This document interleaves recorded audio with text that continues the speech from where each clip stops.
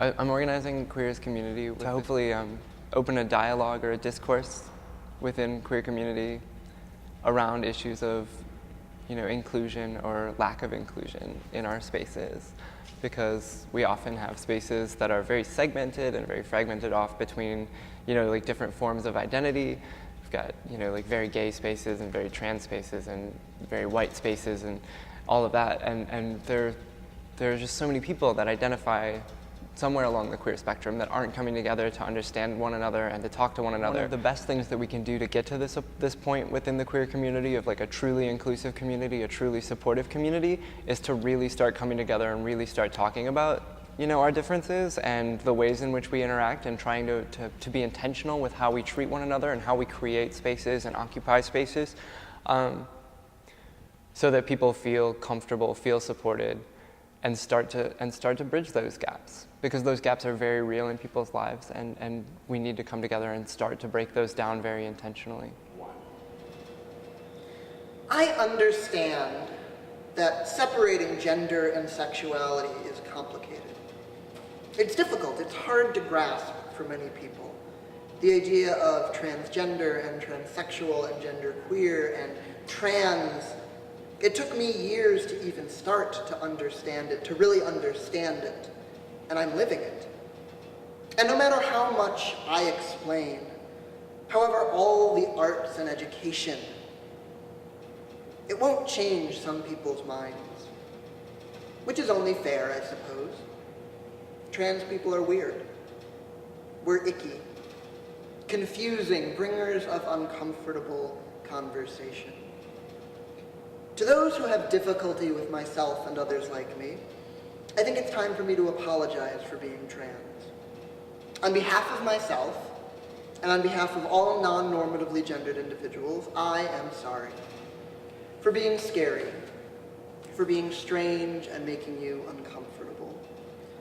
I'm sorry for raising awkward questions about what male and female mean. I'm sorry for not fitting into one box or the other. I'm sorry for questioning the need for boxes at all. I'm sorry for androgyny and ambiguity and flexibility and spectra and rainbows of infinite possibilities. I'm sorry for my body. I'm sorry for having breasts that are the result of orally taken hormones and not gonadally produced hormones. For having skin that is smooth due to those hormones and thousands of dollars of hair removal. I'm sorry for having a penis between my legs, for being an outie instead of an innie.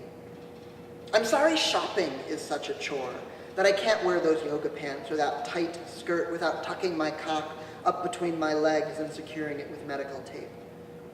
I'm sorry my breasts are perky because they came in at 23 and not 13.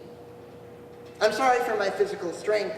Something I'll always doubt is from working out, and will presume was from the testosterone coursing through my system for 20 plus years.